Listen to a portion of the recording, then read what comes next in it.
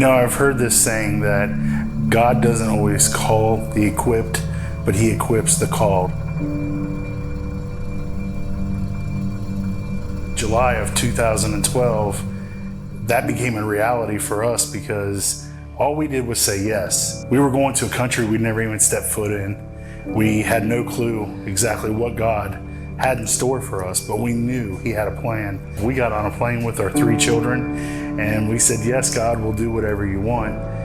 And when we landed in Nicaragua, we kind of looked at each other and said, now what? I had a dream, and the dream was filling our backpacks with rice and beans and feeding the children on the street that we had seen in our everyday life.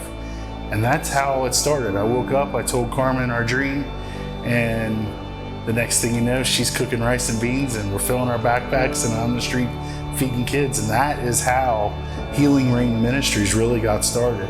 Just something basic as filling a need and showing the love of Christ to these children that were living on the streets at the time.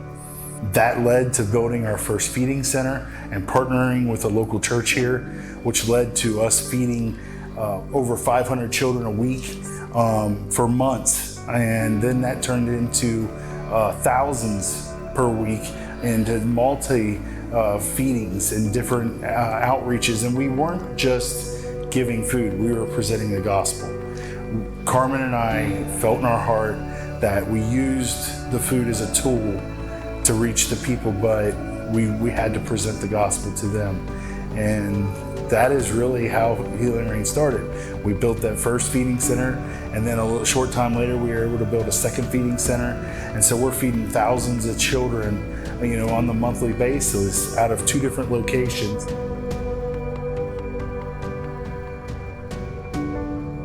And then we planted our first church, and it was in a rural community up in the mountains where people were walking 2.5 hours to get to church, risking their lives during rainy season, even to get to a church. And so when we planted that church, to see it full of people worshiping, we did one really neat thing during the construction.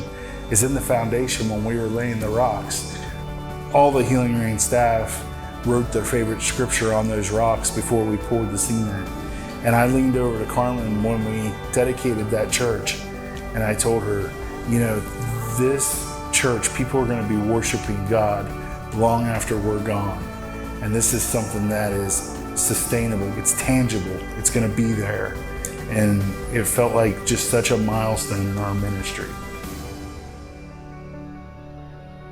So as we were starting to feed children, we were also preaching in the local prison. And on our way back from the prison one day, we noticed a school on that same road. And we looked at each other and we thought at the same time, what if we could do something in that school? And so we got off the bus, went in and talked to the director and said, hey, we would like to, share the gospel with the children here in this school. And he said, that would be awesome. And I told him we would, share a treat with them, and we would just come on a weekly basis if they would allow us, and we would do different games with the kids and just teach them things about the Bible. So we started working in our first school in 2013. And now here in 2022, we're working in 12 schools, ministering to over 3,000 children monthly. And it is just absolutely amazing to see how the Lord has blessed that part of our ministry. He has given us favor with the school teachers, the directors, the students. We've seen them grow up in our ministry. We started ministering to them when they were in preschool, kindergarten, and now we're seeing them graduate, which has led to young adult ministry, which we're hoping that those become our volunteers with Healing Rain Ministries. We still work in the nursing homes. We're still helping the elderly people. We looked at our Facebook memory just a couple of days ago, and we saw a picture of one of our students that is now a senior in high school, and he was so little. It was 7 years ago, just 7 years.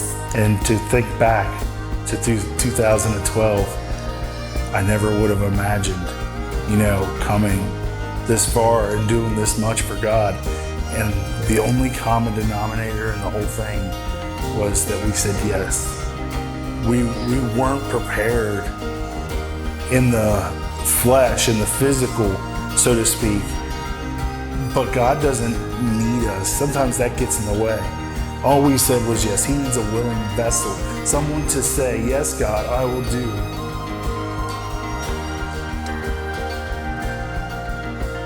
We want to thank every single one of you that has partnered with us for the last 10 years, who have believed in the calling that God has put on our lives, that has generously given to our ministry in prayer and finances. We cannot do this without you. We have to be sent. We can go, but we have got to be sent.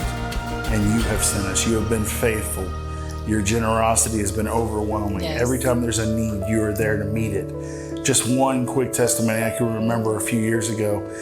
One of our people on our staff had to have their appendix removed. And we asked for your help so she could get this done. And within a matter of minutes, the money was in our account, Venmo to us right now.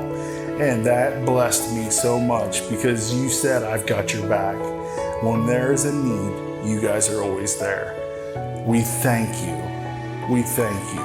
Because without you, we can't do this. We want you to know that Chris and I pray for you, our supporters, every single day. That God will reward you and bless you and your families, and that you will spread the gospel in your region and where you are. And we're partners, so we feel very connected to you. And we're just so thankful, and we have that spiritual connection. One day when you go to heaven, you're gonna see all these brown children come up to you and say, thank you, I'm here because you sowed and gave. You sowed into good soil, yes. And now we're seeing the harvest from that. What an amazing journey the last 10 years has been. The many souls that have been won for Jesus Christ. We thank you for the past 10 years, and we can't wait to see what God does in the future. Thank you so much. We love you so much. We appreciate you.